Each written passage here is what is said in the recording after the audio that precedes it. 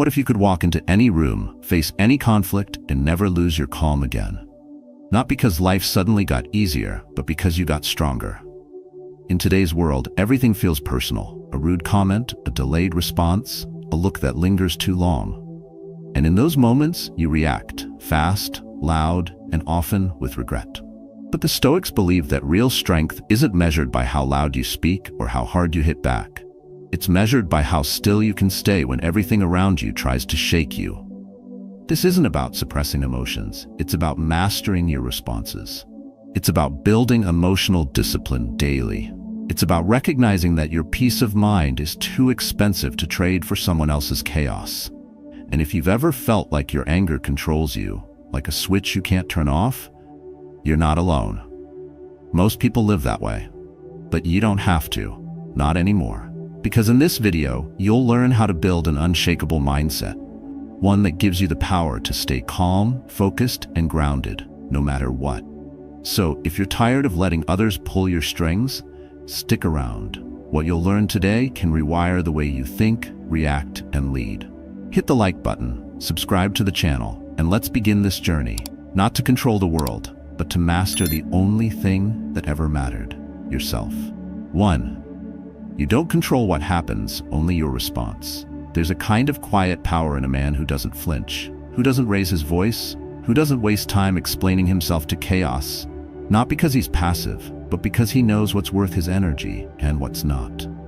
This idea isn't new. The Stoics lived by it. Epictetus said it plainly: some things are within our control, others are not. It's the foundation of all inner peace. Most men live upside down, trying to control people, situations, outcomes. And when things go wrong, they react. Loudly, emotionally, unwisely. You try to fix someone's opinion of you. You chase fairness in an unfair world. You expect outcomes to follow your timeline, but they don't. And when they don't, you lose your calm, your clarity, and too often, your dignity. The truth? The more you try to control the uncontrollable, the more control you lose over yourself. That's what drains you. Not the world, but your resistance to it. Now imagine the opposite. Imagine a man sitting across from his boss who just threw him under the bus in front of the team. The room goes still, eyes shift, there's pressure to defend, to retaliate, to react. But he doesn't. He breathes, he nods once. He doesn't make it personal, because he knows his response is all he owns. And in that moment, he owns it completely. Later, he acts, but with precision, not panic. That's Stoic control. That's what makes him dangerous in the best way. This kind of strength doesn't come from avoiding emotions. It comes from understanding them. Recognizing that the storm outside can only reach you if there's a storm inside. The world will always test your peace. The headlines, the delays, the disrespect, the misinterpretations. The noise of modern life will always scream louder than your voice, unless you decide otherwise. And it is a decision. One made moment by moment, conversation by conversation. It's a man in traffic choosing to relax his grip on the wheel. A father being interrupted again and again, choosing patience over ego. A leader who doesn't correct every insult with equal force, but chooses when and how to respond, if at all. This isn't weakness. This is self-governance. Most men waste themselves chasing what's out there, but the Stoic chases what's inside: response, clarity, discipline. He doesn't blame the world for being the world. He doesn't demand that everything fall in line with his expectations. He trains himself to face what is. He studies where his power ends and begins. And what he finds is this: life becomes lighter when you stop trying to carry what was never yours. You don't need to fix every situation. You don't need to win every argument. You don't need to protect your image in every room. Your reputation is not your responsibility. Your reaction is. There's a kind of freedom in that, a calm clarity, a sense of standing tall inside your own skin, no matter how unstable the ground around you. Because you realize, calm is not a reward. It's a skill, and like any skill, it can be built, strengthened, hardened. You're not born with it. You build it, with practice, with failure, with brutal self-honesty. The biggest mistake most men make is this: they spend their lives in a tug-of-war with things they cannot change, trying to get their spouse to see it their way, trying to control someone else's behavior, trying to force timelines, outcomes, and feelings. But the Stoic breaks the rope. He drops it, not out of defeat, but clarity. He knows what he can reach and what he can only accept. And acceptance doesn't mean surrender. It means choosing your battles. It means knowing where to spend your limited willpower. It means guarding your peace like it's your most valuable asset, because it is. When you stop reacting to everything, you become unshakable, not numb, present, alert, steady, like a captain adjusting the sails in a storm, not trying to stop the waves. The practice begins with one shift. Next time something doesn't go your way, don't ask, why did this happen to me? Ask instead, what am I going to do with it? That's the only question that leads to growth. Because the world doesn't stop. People will disappoint you. Life will surprise you. Plans will break. But if your identity is built on how you respond, not on how the world treats you, then nothing owns you. Not disrespect, not chaos, not even failure. So train for that. Start small, one situation at a time. Notice when your body tenses, when your thoughts speed up, when your mouth moves faster than your mind. Pause. Step back. Reroute. You don't have to let everything in. Not every fight is yours. Not every emotion deserves your voice. Choose where to place your energy. That is the beginning of power. That is the gateway to freedom. That is the moment you stop being at the mercy of the world and start becoming the man who owns his peace, no matter what. 2. Anger is born from broken expectations. You expected them to understand, to respect your time, to listen to the first time you spoke, but they didn't. And suddenly, without warning, something inside you tightens. The jaw clenches, the mind races, the heat rises. You don't always raise your voice, but you want to. You feel wronged, misunderstood, and pushed aside. Anger rises not because the world hurt you, but because the world didn't meet the script you had in your head. Anger doesn't come from what happened. It comes from what you thought should happen, but didn't. That's the part most people never stop to see. They confuse disappointment with injustice, frustration with offense. The truth is quieter and far more useful. Anger is often nothing more than a broken expectation. You walk into a meeting expecting to be heard and get ignored. You come home expecting peace and get noise. You send a message expecting a response and get silence. You offer effort and expect gratitude and get indifference. But where is it written that people owe you understanding? Where is it promised that the world will follow your rules? It's not, and the Stoics understood this better than anyone. Epictetus said, when someone acts rudely toward you, remember, they are responding to their impressions, not reality. Don't be angry with them. Be aware of your own assumptions. This is hard truth. It strips away our excuses, but it also gives us power. Because the moment we stop blaming others for not meeting our unspoken expectations, we begin to reclaim control. Anger feels powerful, but it's deceptive. In the moment, it gives the illusion of action, of strength, of righteousness. But it's a fire that burns first within you. You carry it long after the conflict ends. You play the scene back in your mind again and again, trying to rewrite what was said, what should have happened. It drains you, poisons your focus, and steals your calm. All because someone else didn't follow a script they never agreed to. Think about the last time you got truly angry. Trace it back.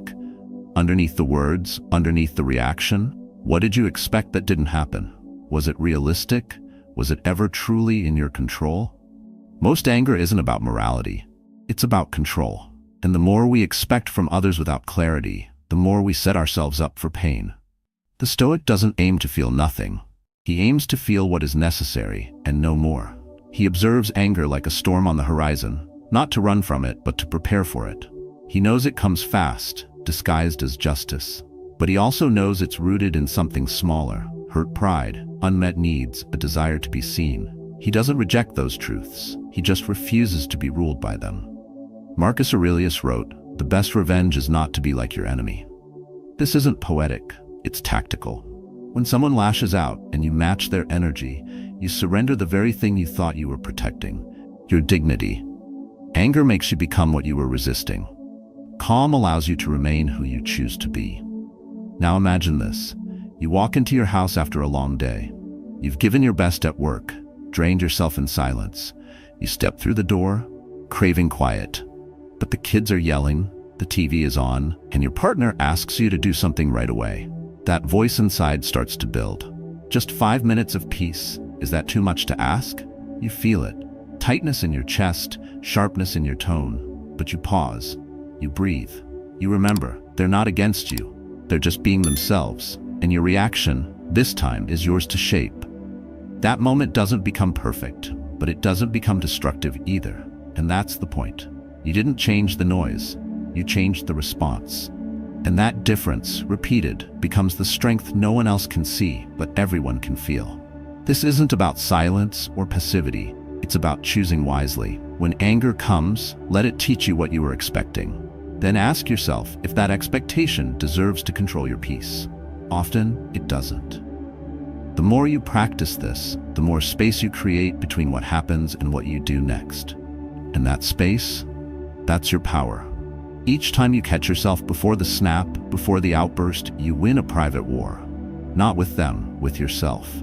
You make room for something deeper than reaction, discernment. Anger makes you impulsive. Stillness makes you wise.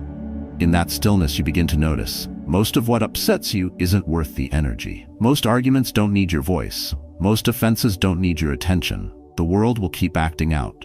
People will interrupt, disrespect, forget, and disappoint. You can't fix that, but you can stop expecting them to be different. You can meet reality as it is, not as you wish it to be. That's not giving up.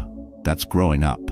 That's what makes the Stoic unshakable. So next time anger visits, don't push it down or act it out. Sit with it. Ask, what did I want that I didn't get?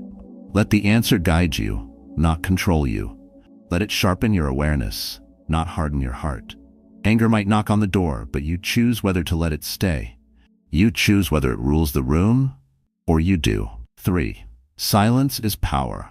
Some men waste their words, others weaponize them, but the rarest kind knows when to stay silent, and why that silence matters more than anything they could say.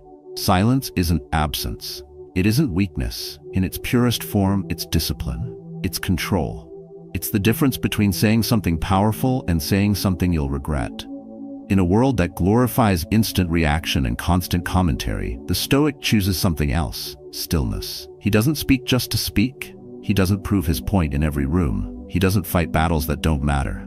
His silence is his filter, his clarity, his restraint. Most men think they lose when they don't speak.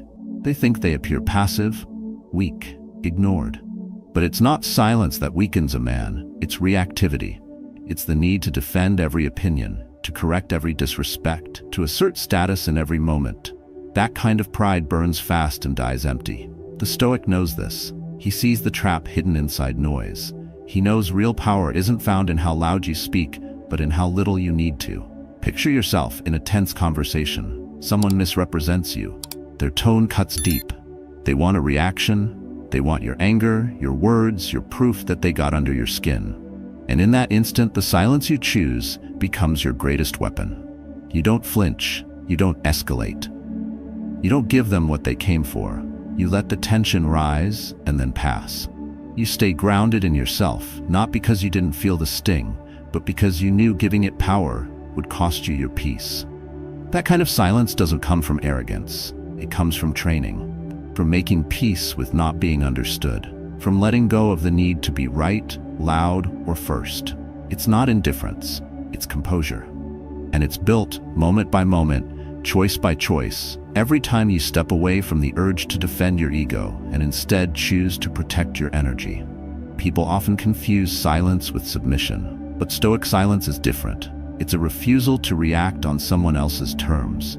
It's what allows you to observe before you act, to see the emotion behind the insult, to hear what's not being said, and more importantly, to recognize that not everything requires your input.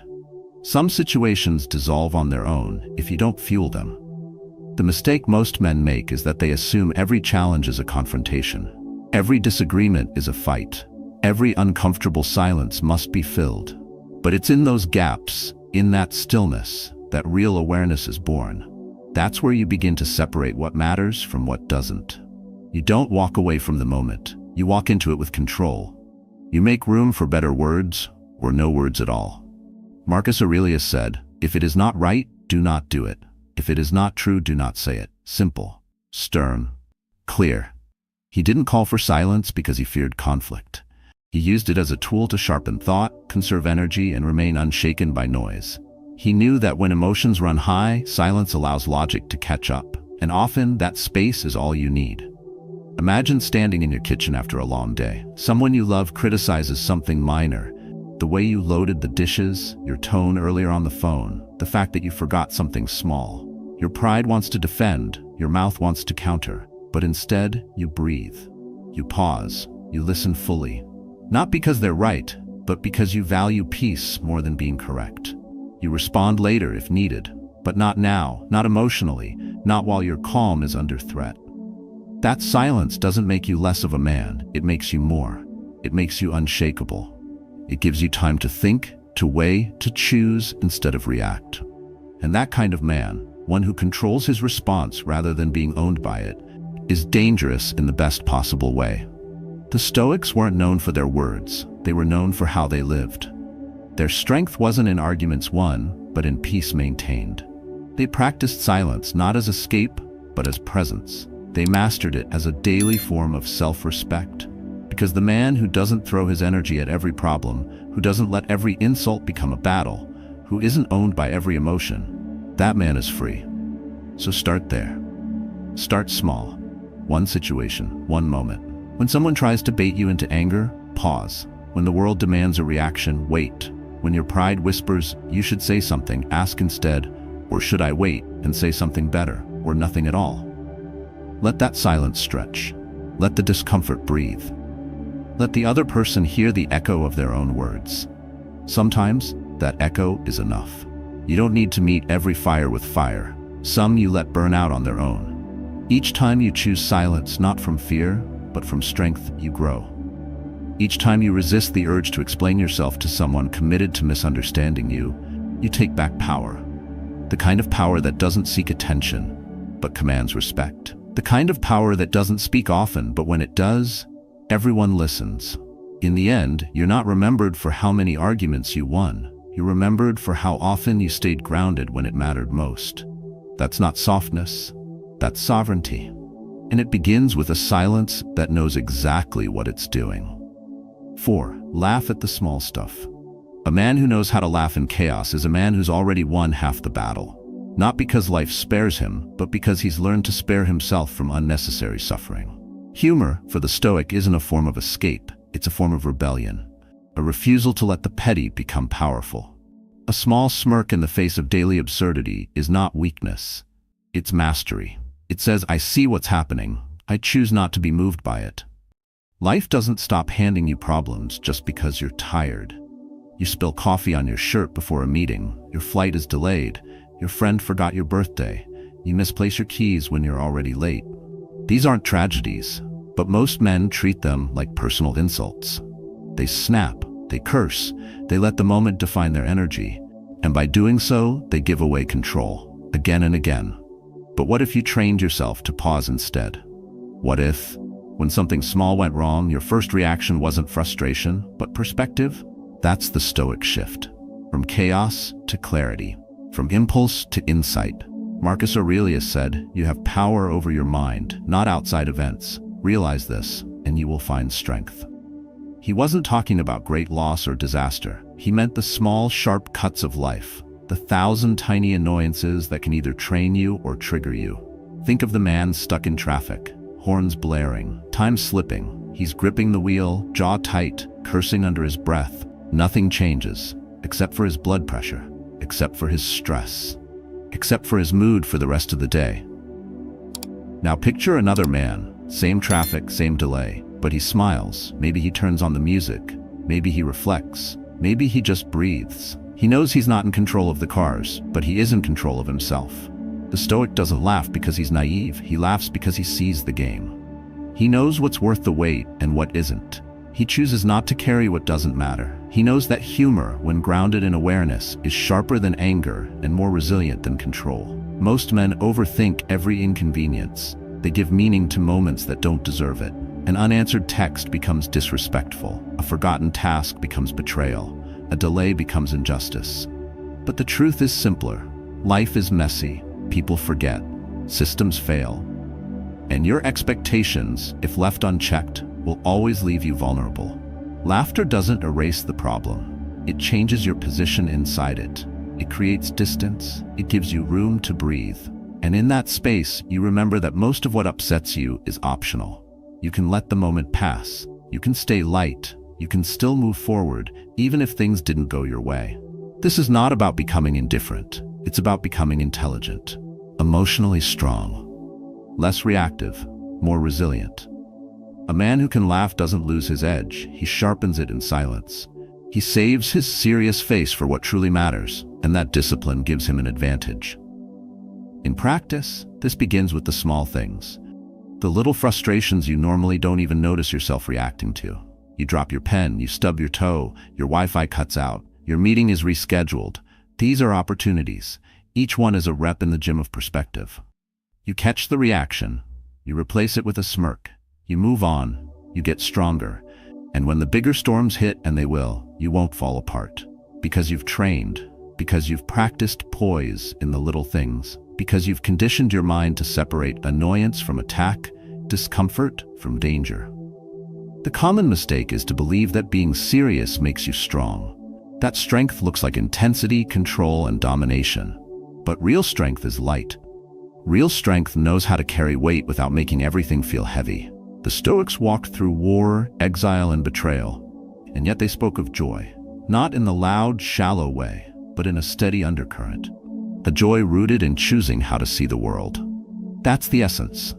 Life will not stop being unpredictable. But your relationship with it can evolve. You can meet it with tension, or with grace, with resistance, or with a wry grin that says, "Nice try, but not today." The next time something minor interrupts your flow, ask yourself, is this worth your peace, your energy, your reaction? Or can you let it roll off? Can you laugh, not out of sarcasm, but out of sovereignty? A light mind is not a weak mind, it's a trained mind, one that's learned to pick its battles, to spot the absurd and move past it, to stop chasing control where none exists. So laugh. Not because life is easy, but because you are finally strong enough to make it easier. That moment of humor might be small, but it's a seed. Planted again and again, it becomes a mindset, one that protects your calm in a world designed to disturb it, one that keeps you grounded while others lose themselves in things that simply aren't worth it. 5.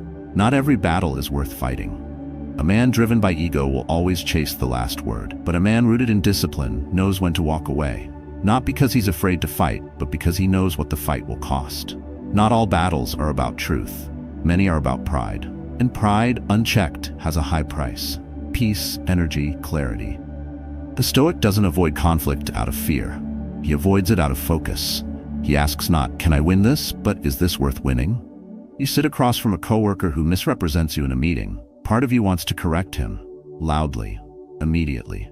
Another part, the stronger part, remains still. You know it's true. You know your values. And you know that one sharp reply might feel good now but damage long-term trust, reputation, or direction. So you stay silent. Not out of weakness, but because your compass doesn't point toward momentary victory. It points toward peace with yourself. This restraint doesn't come naturally. We're wired to respond, to assert dominance, to prove we're right. But rightness without wisdom is just noise. The common trap is assuming that every disagreement needs resolution, that every offense needs correction. The Stoic sees it differently. He knows that chasing approval or dominance in every situation makes you predictable and vulnerable. When you react to everything, you become emotionally exhausted. Every conflict steals focus. Every argument drains strength. You burn time proving points that don't matter, defending against people who aren't listening, and sacrificing clarity for control. And then you wonder why you're tired. Why do you feel off course? Why the smallest comment can unravel your mood. Now think of a man who chooses differently. A man who filters before he reacts. He doesn't fight noise, he watches it pass. He doesn't argue with fools. He saves his breath. He doesn't chase applause. He stays aligned with purpose. That's the man who gets stronger with time, while others burn out in battles they never needed to enter.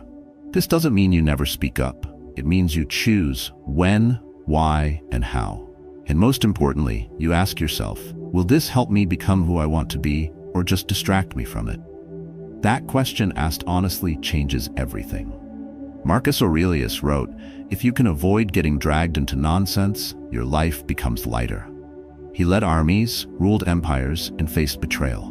But he still reminded himself daily that not every insult was worth a reaction, that not every challenge deserved attention. That clarity was more powerful than control. The modern world tempts you to fight everything. Online debates, offhand comments, misunderstandings, traffic, delays. But if you react to all of it, you hand over your focus, and the man who loses his focus loses his way. The Stoic refuses to let emotion dictate the use of his energy. He invests it with intention. In daily life, this principle takes practice.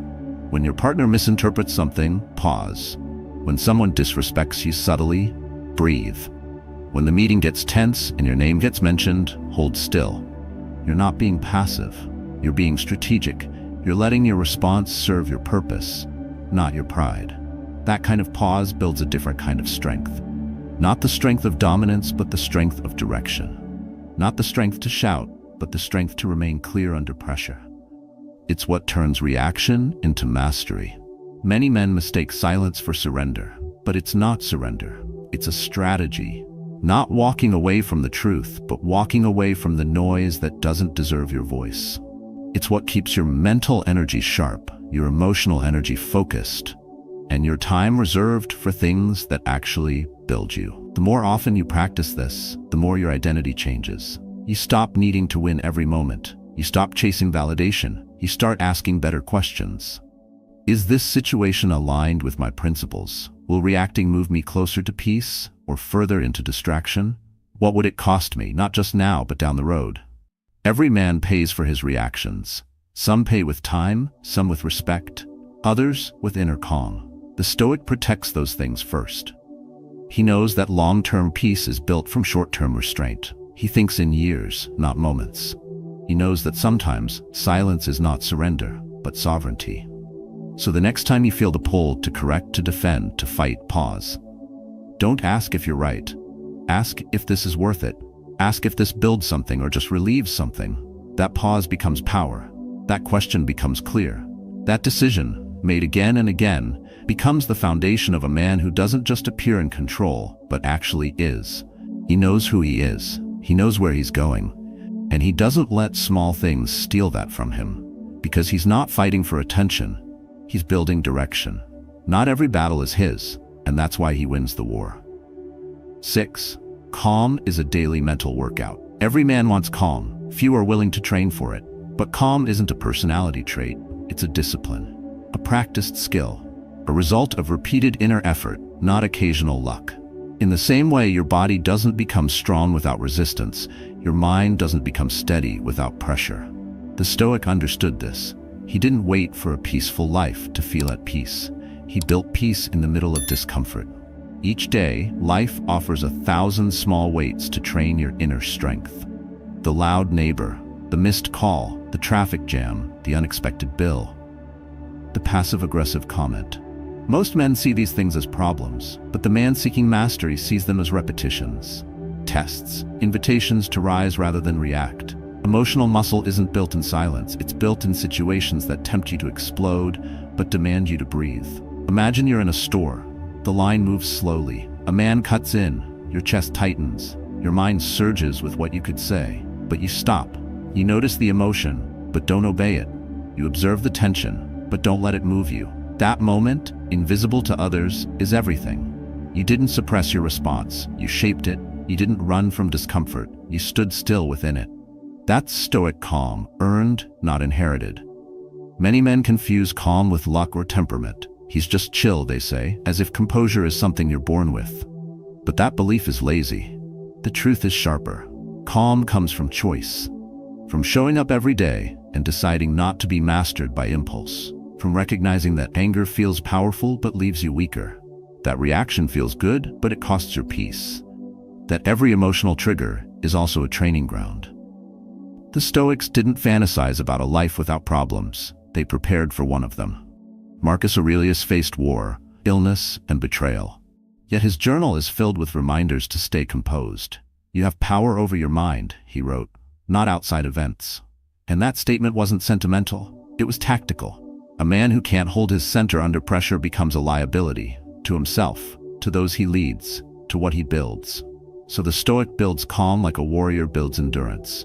In repetition, in simplicity, in discipline. He trains in the mundane. When he spills coffee, he trains. When he's misunderstood, he trains. When the day unravels, he trains.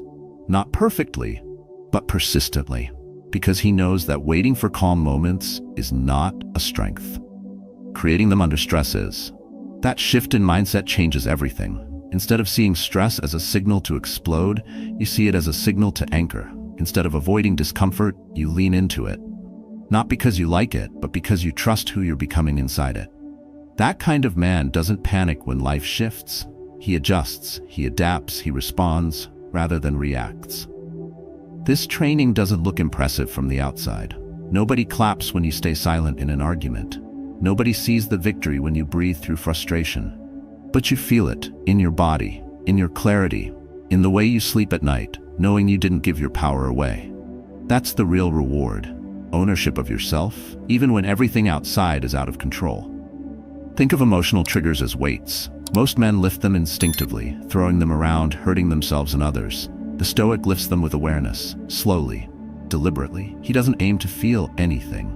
He aims to feel with clarity, not chaos. His emotions don't rule him, they inform him, and because of that, he gains distance. Power. Choice. When the world provokes you, you'll feel it.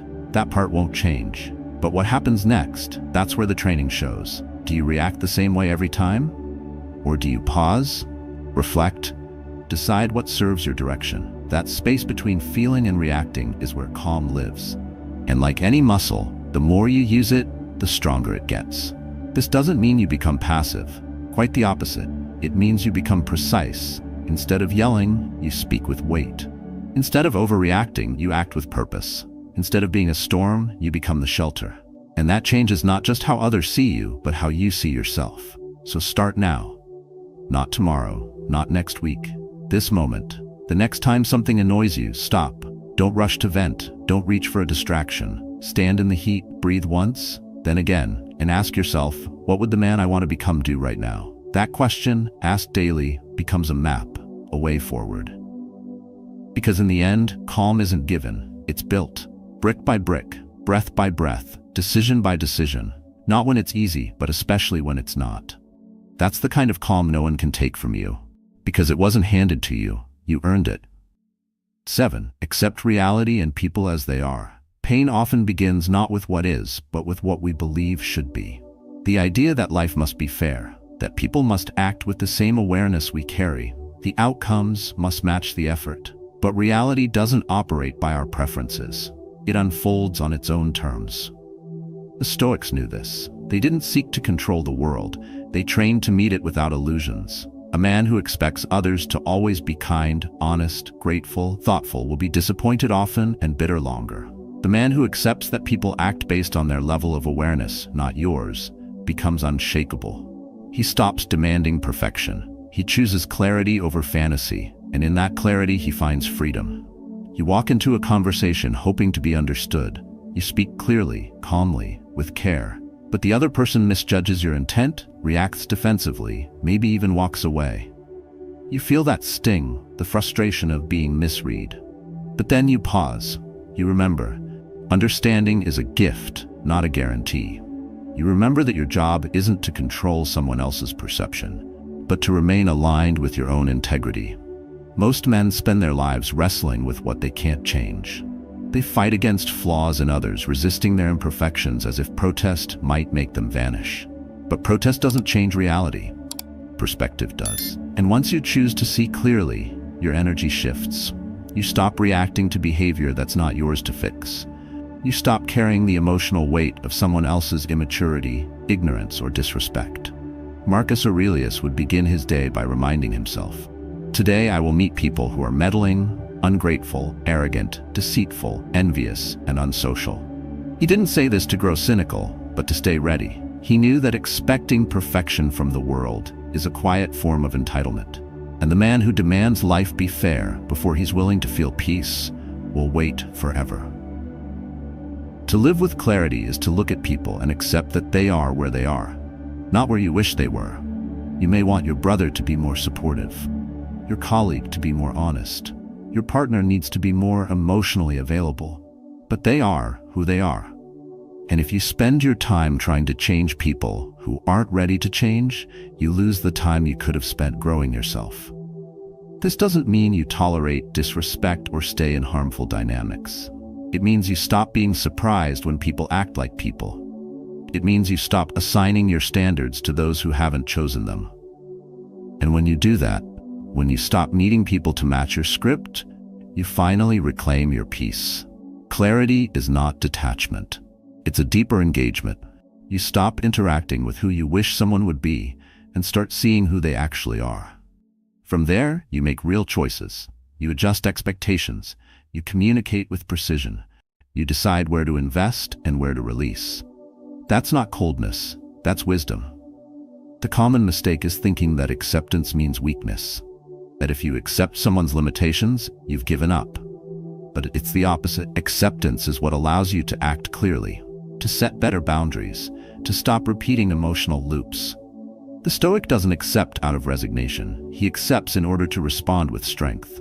Imagine you're trying to teach your teenage son discipline. You set rules. You lead by example. You repeat yourself.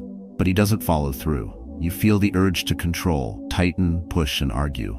But at some point you remember, growth can't be forced, only inspired. You pull back. You reinforce your standards, but you drop the emotional struggle. You don't surrender your role. You just stop trying to bend his timeline to fit your expectations. This same principle applies everywhere. The colleague who never pulls their weight, the friend who always lets you down, the stranger who cuts in line. Each one offers a test, not of your patience, but of your clarity. Can you see them as they are and respond accordingly? Can you walk away without resentment? Can you protect your energy without needing to punish theirs? The Stoic finds strength not in fixing people, but in understanding them. He doesn't demand maturity from the immature. He doesn't expect depth from the shallow. He chooses peace not because he's numb, but because he's clear. And that clarity gives him options. He can love without illusion, correct without anger, let go without guilt. Ask yourself, how many times have you suffered not because of what someone did, but because of what you hoped they'd do? How often have you returned to the same frustration, thinking maybe this time they'll change? How much of your energy is spent resisting reality instead of responding to it? Now imagine shifting that. Imagine meeting each person with grounded expectations.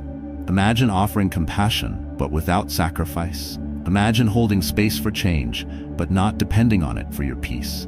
That's the heart of Stoic acceptance. You stop needing people to be different in order for you to be calm. You stop outsourcing your emotional stability. And in that moment, you become free, not from others, but from the grip of your own illusions. You see the world not as it should be, but as it is. And you meet it, not with frustration, but with presence. That kind of man doesn't just walk through life. He moves through it with steady weight, not dragged by disappointment, but led by discernment. And that weight, earned through clarity, becomes the calm no one can shake. You won't master calm in a day, but you can begin today. And that's enough. Every time you pause before reacting, every time you breathe instead of explode, every time you choose clarity over ego, you're practicing the very thing that makes you unshakable. This is what the Stoics lived for. A mind ruled not by impulse, but by reason.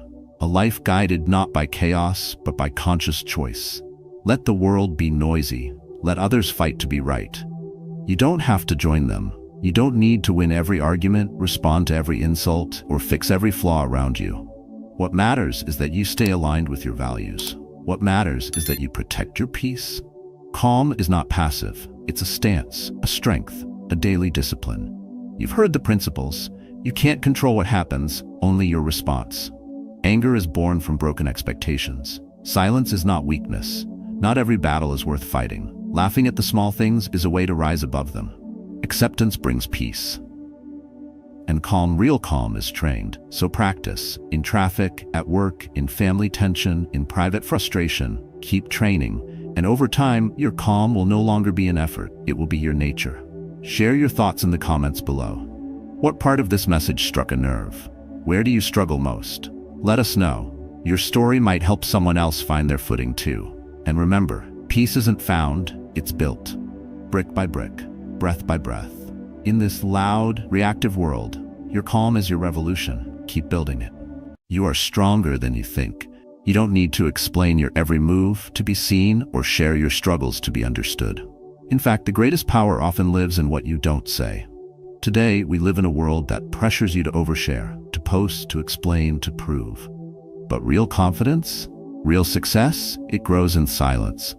It begins when you stop chasing validation and start becoming something greater, something grounded. That's the Stoic way. Your personal life isn't a performance. It's your inner citadel, the place where your self-respect, clarity, and strength are forged. The more you protect it, the more powerful you become. You don't need the world to applaud your process. You only need to show up, quietly, relentlessly, and with purpose. In this video, we'll explore how the discipline of privacy builds momentum, how strategic stillness rewires your mind for success, and why you attract what you become, not what you broadcast. We'll show you how to stop chasing and start building from within. So if you're ready to reclaim your peace, sharpen your focus, and grow on your own terms, you're in the right place. If this resonates with you, like the video, subscribe to the channel, and share this with someone who needs this message today. Because true strength doesn't scream, it stands tall in silence. Let's begin. Privacy is power, not a weakness. They told you that speaking up was a strength. That vulnerability is bravery. The more you share, the more you heal. But what if they were wrong? What if, instead of making you free, oversharing has slowly been draining your energy, diluting your identity, and handing over your power to people who never earned the right to hold it? In a culture obsessed with exposure, where every detail of your personal life is up for likes, approval, and shallow applause, protecting your privacy becomes a radical act of self-respect. Stoic philosophy has always understood this. Marcus Aurelius didn't need to declare his inner struggles to the empire. He wrote them in private, not to be praised but to be better. Epictetus didn't perform strength. He built it quietly through discipline and detachment. And that's the truth most men miss. Strength that must be seen isn't strength. It's a performance. And performances fade. Your personal life is not content. It is not a strategy. It is your sacred ground, the space where your character is shaped, your values are tested, and your discipline is refined. The more you open that space to outside eyes, the more fragmented you become. You begin to live for reactions instead of results. You measure progress by applause, not by impact. That's the slow death of self-leadership. Think of it like fire. A flame in an open field gets blown out by the wind, but the same flame, protected inside a lantern, can burn all night, guiding you forward with steady clarity. Your privacy is that lantern. Without it, your ambition flickers every time someone questions your path. But when it's guarded, your vision grows stronger, sharper, more focused. You stop being reactive and start becoming deliberate. And yes, this applies in your relationships too. Not every friend needs to know what you're building. Not every family member deserves access to your pain. Not every colleague should be aware of your plans. Selective silence is not secrecy, it's sovereignty. A man who can protect his energy is a man who commands respect without ever raising his voice. He leads without permission. He builds without applause. You don't need to explain your silence. You just need to honor it. So before you post, speak, or reveal, pause. Ask yourself, is this my truth or just a habit of proving? Ask yourself, does this strengthen me or scatter me? The answers will be quiet, but they will be clear. Practice this. For the next 7 days, keep one personal goal, struggle, or insight completely to yourself. Don't post it, don't announce it, just work on it in stillness. Let it grow without noise. That's not hiding, that's becoming. That's how you stop chasing validation and start embodying success, the Stoic way. 2. Oversharing creates emotional debt. There's a strange exhaustion that follows the moment you share too much. You may not feel it right away, but it lingers. Subtle, corrosive. Like handing someone a key to your house only to find your foundation weakened later without knowing exactly why. That's the hidden cost of oversharing, and too many men pay it daily, not with money, but with their peace, focus, and self-respect. We're told that openness is strength. That being transparent means being real. But when you share your personal battles with people who haven't earned your trust, you aren't being authentic. You're leaking energy. You're making your emotional boundaries porous. You're turning sacred weight into casual words. And once your inner world becomes a public forum, you no longer control it.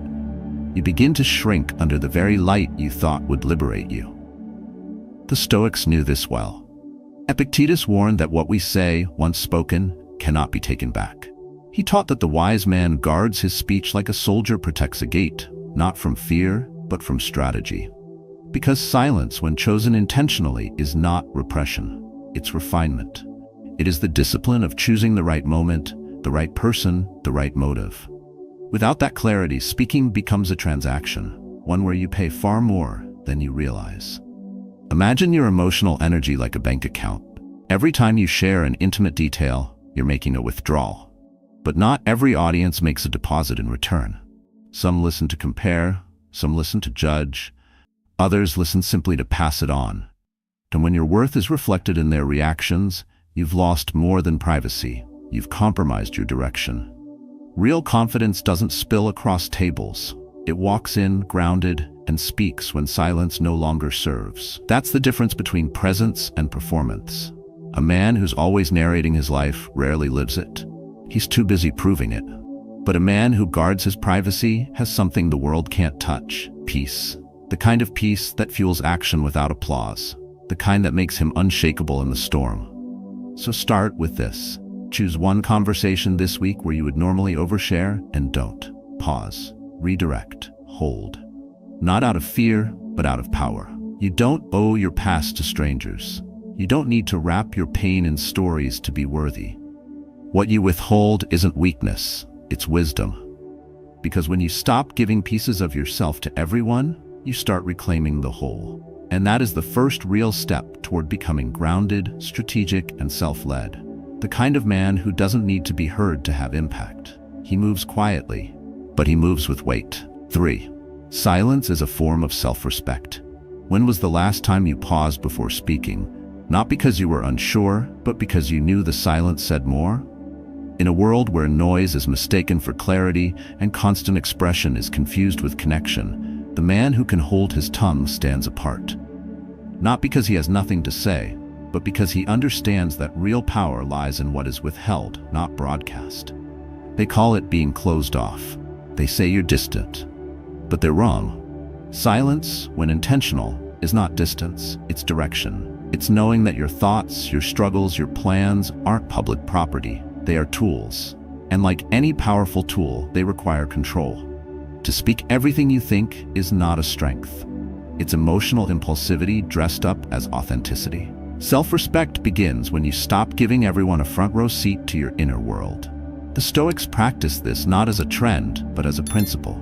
Marcus Aurelius journaled in solitude, not for applause, but for alignment. He wrote not to be understood by others, but to understand himself. He understood that the moment your thoughts belong to the crowd, they cease to belong to you. And a man who gives away his thoughts too freely will soon forget which ones were truly his. Think of silence like armor. Not the kind that hardens you, but the kind that shields your purpose. Without it, you become reactive, answering every challenge, defending every step, proving every thought. But with it, you move with intention. You stop needing to explain. You stop seeking approval. You start building momentum, protected by your own discipline. You stop chasing attention and start becoming immovable. Imagine a man walking through a storm with no umbrella, yelling over the wind, trying to be heard, exhausted and soaked. Now imagine a man who walks that same path wrapped in silence like a cloak. He doesn't need to shout. He doesn't need to explain. He keeps his direction. He gets to the end dry. That's what silence does. It preserves your energy, your clarity, and your calm. It allows you to make better decisions without the pressure of being watched. So next time you feel the urge to explain yourself, resist it. Next time someone demands an answer you're not ready to give, pause. You don't owe access to your thoughts, your grief, or your plans to anyone. Let silence be your boundary. Let it speak for you, because in that pause you reclaim your voice. In that stillness, you find your center. And in that practice, repeated daily, you become something most men have forgotten how to be. Grounded, present, powerful, not because you shouted, but because you didn't have to. That is the quiet strength of a man who respects himself enough to keep what matters sacred. 4. Talking too soon triggers false satisfaction. Every time you talk about a goal before you've even started, your brain rewards you for nothing. You feel accomplished before you've moved an inch. That's not momentum, that's a mirage.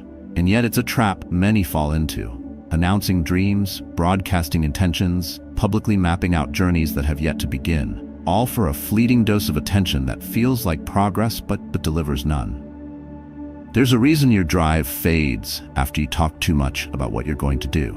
It's chemical. When you speak about your plans, your mind releases dopamine, the same neurotransmitter released when you achieve something real. But here's the problem. You haven't actually done anything, and so the fire dims. Your urgency softens. You lose that silent pressure that pushes you forward in solitude. The reward came early, and now there's little left to fight for. Marcus Aurelius warned against chasing recognition before results. He lived in a palace, ruled an empire, yet filled his journal with reminders to stay humble, stay inward, and most of all, stay disciplined. His actions weren't announced. They were deliberate. And that's where real power lies, not in performance, but in execution. The Stoic mindset isn't about secrecy for secrecy's sake. It's about protecting your vision from premature exposure, shielding it from applause that hasn't been earned, from opinions that haven't been invited, from doubts that haven't been resolved. Think of a seed. Expose it too early to sunlight, water, and hands that aren't careful, and it dies. But buried in stillness, guarded from noise, it strengthens, it roots, it grows. Your goals are no different. Speak about them too soon, and you risk scattering energy you haven't yet harnessed. Keep them close, nurture them in silence, and you give them a chance to become something real, something unshakable. There's a reason the most impactful men often move in silence. They understand the danger of early celebration. They know that discipline means working without applause, improving without posting, becoming without announcing. Because if the reward comes from being seen rather than from doing the work, you've already lost your edge. You've traded fulfillment for feedback, mastery for momentary attention. So here's the practice. Choose one goal that matters deeply to you. Write it down. Keep it for yourself. No updates, no announcements. Just you and the work. Let the silence stretch. Let the results surprise people. Let your transformation speak louder than your words ever could. Because when you stop feeding the need to be seen, you start building something far more powerful. The kind of inner foundation that no applause can give and no criticism can shake. That's the core of stillness philosophy. That's how you stop chasing and start becoming. And that is what separates talkers from the men who lead. 5. Protecting your vision fuels real progress. Every great vision begins in silence. Not because it's meant to stay hidden, but because it needs space to breathe, to form, to mature, without the pressure of judgment or the weight of external noise. The moment you speak it too soon, it shifts. It starts adjusting to expectations that aren't yours. It bends to fit reactions instead of standing tall in its original shape. And that quiet sabotage, it happens slowly, disguised as feedback, concern, or encouragement. But it steals your edge before you've even begun. There's a subtle strength in men who protect their ambitions, not because they are afraid to share, but because they understand timing. They know a vision revealed too early becomes vulnerable, not just to doubt from others, but to internal doubt seeded by every raised eyebrow and sideways glance. Marcus Aurelius lived this truth. In the chaos of leading an empire, he didn't project his ideas outward. He wrote them privately, not for anyone else, for himself. Because he knew the real work of becoming isn't public, it's personal.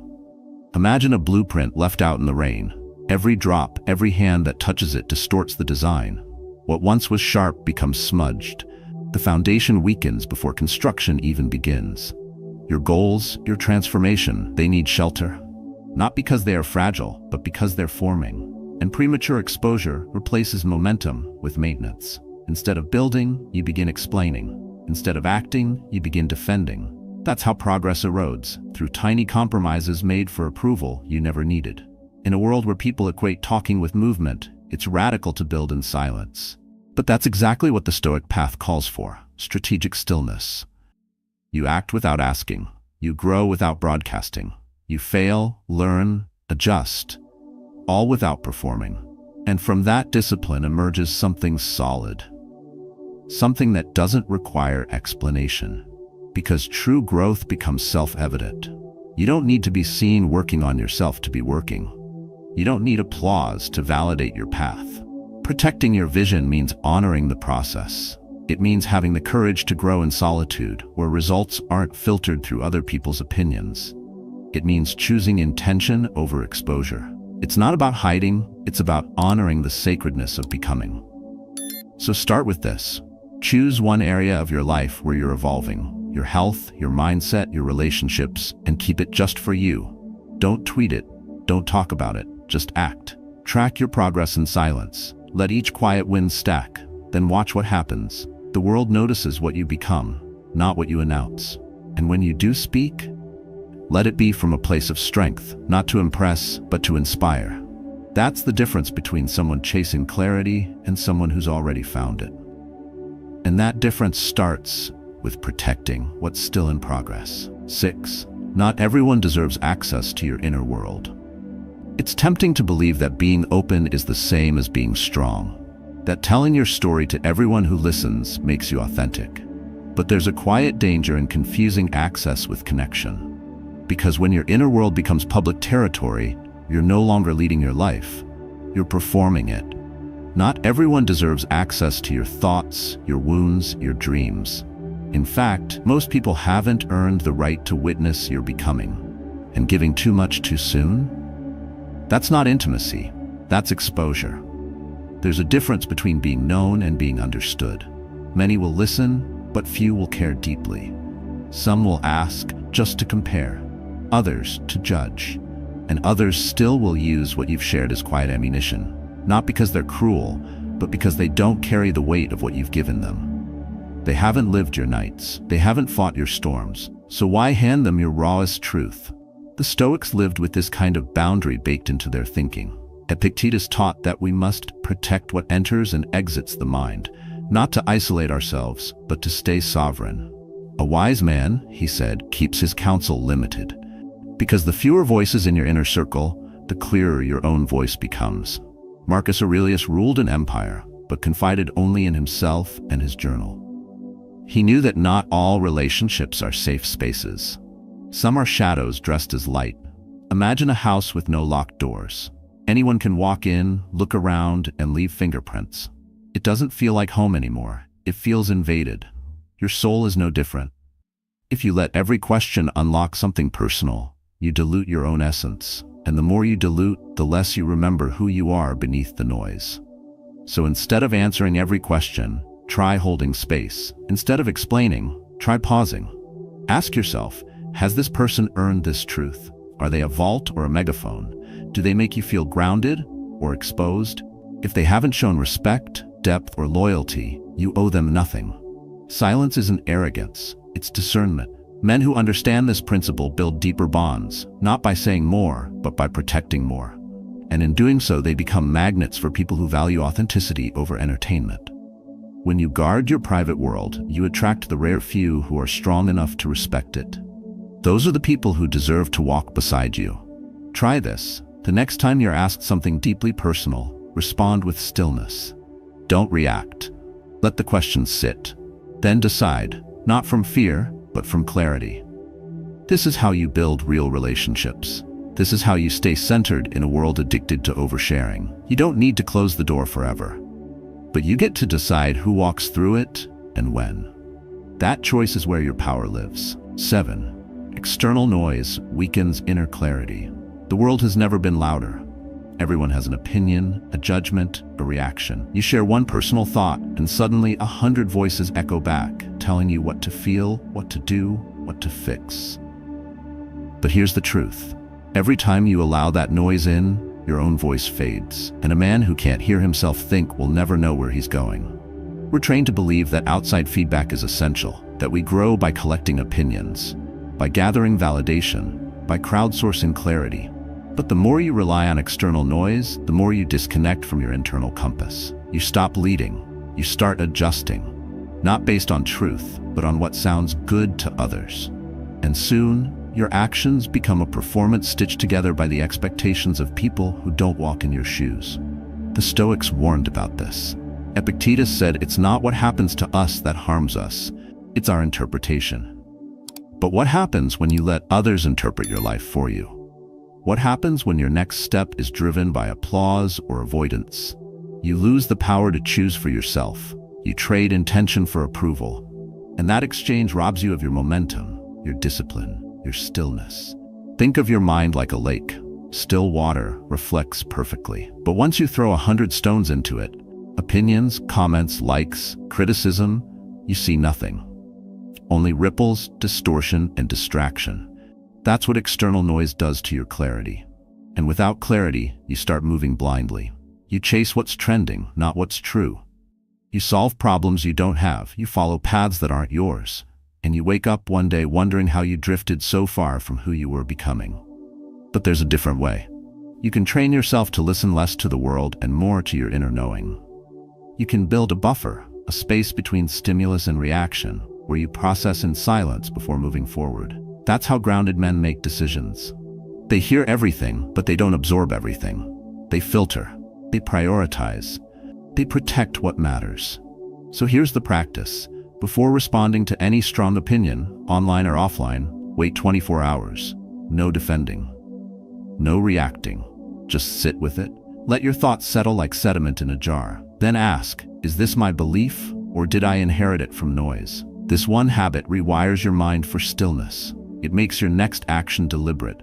It breaks the loop of reactivity and brings back the sovereignty that too many men have forgotten they own. Clarity isn't found in the crowd. It's forged in quiet.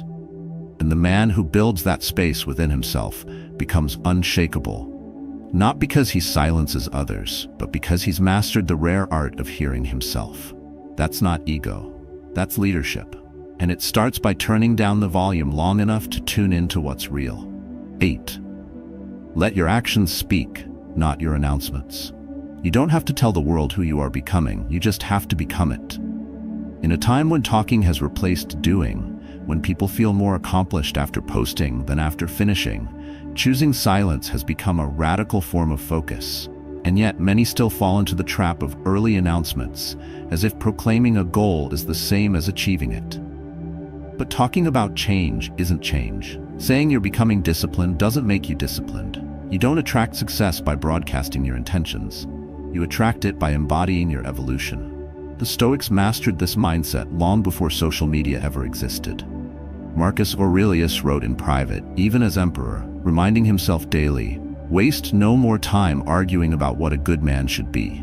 Be one. That's not philosophy, that's execution. Stoicism doesn't reward those who talk. It empowers those who act. In that stillness lies your real value, not in the volume of your voice, but in the strength of your actions. Words fade, habits remain.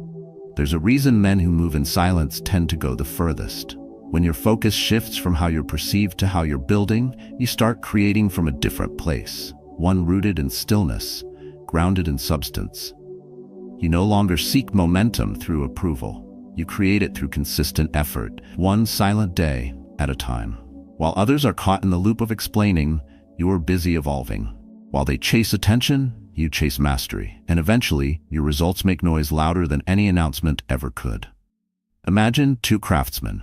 One tells the town what he's building every day, pointing to the blueprint, updating every stranger who walks by. The other simply works. Sun up to sundown, no broadcast, no performance. Months later, the first man still talks. The second has a house, a place that didn't need validation to rise. That's the power of private work. That's what it means to let your actions do the talking. This isn't about staying silent forever. It's about not mistaking noise for progress, not mistaking exposure for momentum, and most importantly, not mistaking attention for achievement. The most magnetic men are the ones who don't chase recognition. They draw it by becoming undeniable, through proof, not promises. So here's the practice. Choose one behavior you want to embody. Discipline, patience, strength. Don't announce it, don't share it, just live it. Wake up tomorrow and act as if it were already true. Track your days. Let the work speak. Let the transformation reveal itself in your posture, your presence, and your results. Because the truth is, when you stop explaining who you are, you give yourself the chance to become someone no one saw coming. And that's how you win, quietly, fully, and without needing to say a single word. Your personal life is not a stage. It's a sacred space, and guarding it is not weakness, it's wisdom. When you stop oversharing, when you learn to build in silence, you begin to feel something rare in this noisy world: peace. And peace is not the absence of struggle, it is the presence of control over your time, your energy, your direction. Throughout this video, we've explored why silence is more than just the absence of noise. It's a strategy. It protects your vision, strengthens your identity, and reconnects you with the discipline that success demands. The Stoics understood this long ago. They knew that power comes not from performance, but from presence. They didn't seek applause, they sought mastery. And that's the path we must choose, to live as though our actions are the only proof we ever need. You don't need to announce your progress, you need to embody it. You don't need to share your every step, you need to walk with quiet certainty. Stillness isn't passive, it's powerful. And when you train yourself to value internal validation over external noise, you start to attract the life you've been chasing. You stop needing permission to evolve, you just evolve. So I challenge you, begin today. Choose stillness, protect your process, practice strategic silence. Speak less, do more, and let your transformation be so grounded, so real, that it needs no explanation. If this message spoke to you, share your thoughts below. How have you reclaimed your privacy? What changes have you noticed when you stopped oversharing? Your story might be the spark someone else needs, because in the end, you don't attract what you say, you attract what you become. And the man who remains silent is the one the world remembers.